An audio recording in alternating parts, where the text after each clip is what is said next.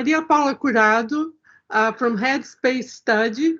I'm leading with David Conway, the communication work package and the Headspace Study. Today, we have an interview with a researcher from Cancer Epidemiology Unit of the University of Turin, Italy. It is Professor Laura De Marco that will be interviewed by the journalist Paula Ivadi from the same institution, Cancer Epidemiology Unit. The subject is about HPV vaccination in Italy. Welcome, Professor, and thank you very much for your participation.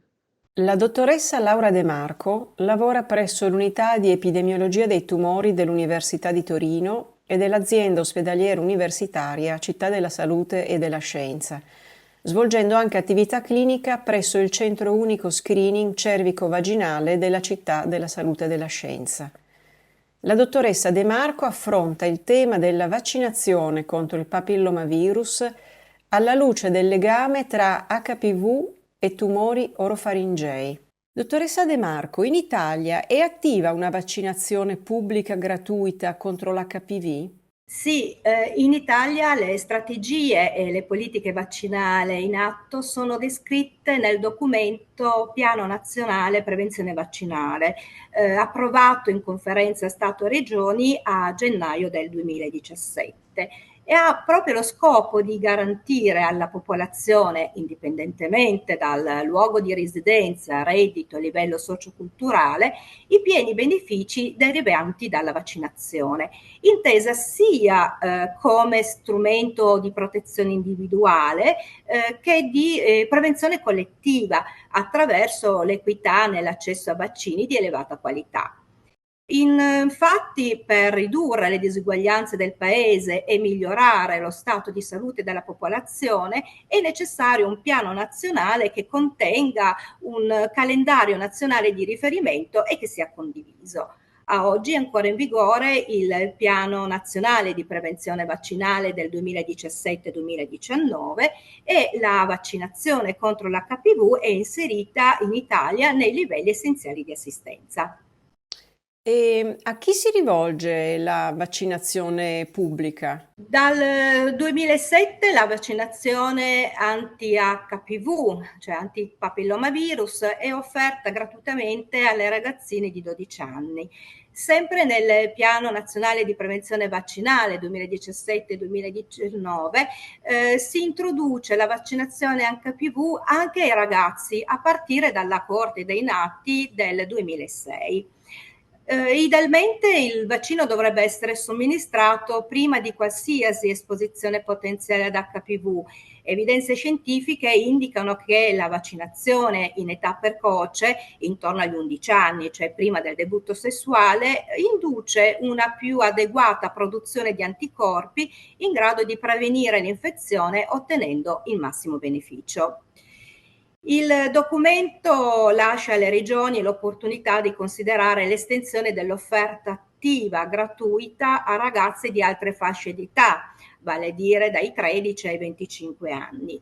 Ad esempio, la Regione Piemonte offre attivamente e gratuitamente la vaccinazione contro HPV a tutte le donne nate a partire dal 1993 e ai maschi nati dal 2006. Alle donne di 25 anni in occasione del primo test di screening per la prevenzione del tumore del collo dell'utero, quindi il PAP test, e tutte le donne in cui siano riscontrate lesioni cervicali di grado C2 o superiore e i soggetti a rischio, questo su indicazione anche del medico specialista. La gratuità è estesa anche agli uomini che fanno sesso con uomini e a soggetti con infezione da HIV. Secondo le indicazioni ministeriali, la possibilità di utilizzo del vaccino è dall'età di 9 anni fino all'età di 45 anni. Quale vaccino è attualmente disponibile per la vaccinazione contro il papillomavirus in Italia? Tutti i vaccini contro il papillomavirus rappresentano una misura preventiva e non sono efficaci nel trattamento dell'infezione una volta che il tumore si è sviluppato. Attualmente esistono 3 vaccini a disposizione che forniscono protezione contro una serie di tipi di HPV e che possono essere somministrati a maschi e a femmine con modalità di somministrazione che cambia in base all'età. Il vaccino bivalente, il Cervarix, protegge ad esempio dall'infezione dai tipi di HPV ad alto rischio, HPV 16 e HPV 18. Il quadrivalente, il Gardasil, protegge, oltre che per i tipi ad alto rischio 16-18, anche per i tipi responsabili dei condilomi, quindi l'HPV 6 e l'HPV 11. Dal 2017 è disponibile un vaccino non avalente, il Gardasil 9, che conferisce protezione oltre ai 4 tipi di HPV 6, 11, 16, 18, anche per i tipi 31, 33, 45, 52 e 58, portando la copertura al 90% circa dei tumori.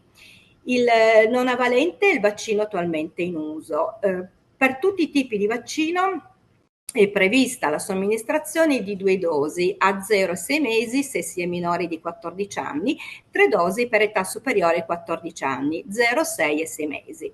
Come detto, questi vaccini vengono attualmente raccomandati sia per gli uomini che per le donne, preferibilmente nell'età compresa tra 11 e 12 anni, proprio per fornire protezione contro un numero di malattie causate dall'HPV, inclusi tumori del collo dell'utero e della testa del collo.